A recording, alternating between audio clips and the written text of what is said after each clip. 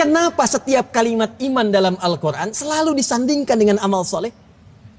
Ternyata jawabannya, amal soleh itulah yang memberikan petunjuk tentang keimanan seorang muslim yang sudah sampai ke hatinya.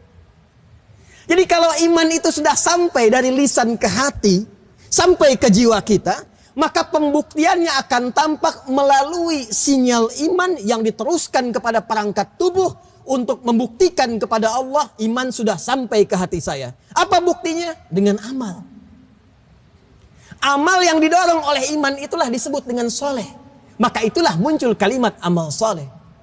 Karena itu ketika kita diuji oleh Allah dengan perintah-perintah amalan, sesungguhnya untuk menguji, mengetes pada jiwa kita. Betul enggak syahadatnya sampai ke hati kita?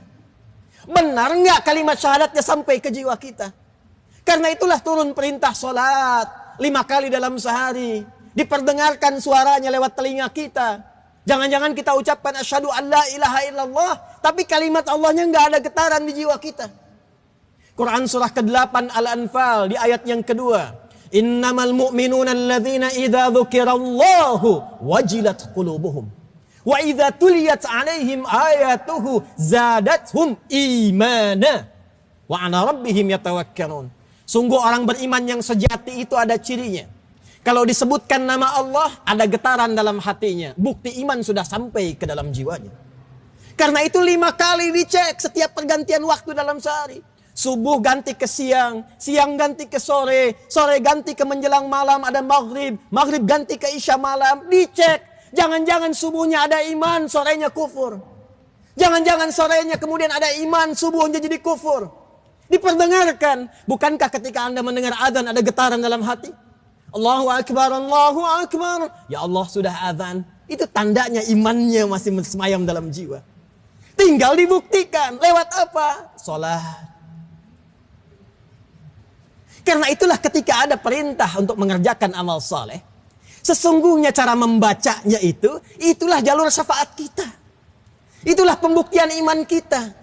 Jadi sebetulnya Allah perintahkan kita untuk beramal itu untuk kemudahan kita. Syafaat kita.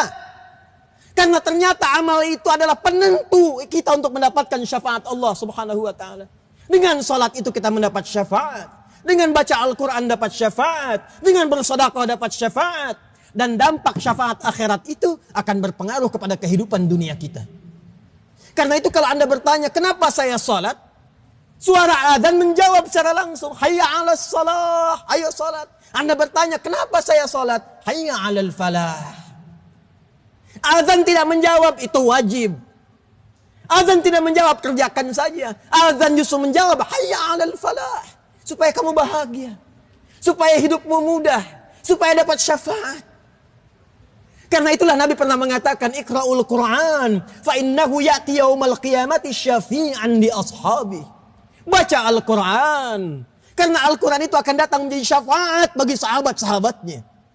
Karena itu hadirin, kalau kita diperintahkan untuk ibadah, melihatnya jangan karena kewajiban. Anda akan berat menunaikannya. Ya Allah, barusan tadi zuhur, sekarang sudah asar lagi. Ya Allah, barusan asar, sekarang sudah maghrib lagi. Kalau Anda melihat tinjauan hukum saja, berat Anda menunaikannya.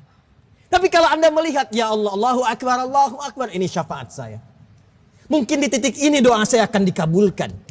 Mungkin di sini jawaban dari kemarin saya mintakan. Kesulitan di pekerjaan saya. Kesulitan di rumah tangga saya. Mungkin dengan sujud ini Allah menurunkan pertolongan. Itulah syafaat. Kita tidak sadar bahwa ternyata semua yang Allah mintakan kepada kita, semua kembali ke kita.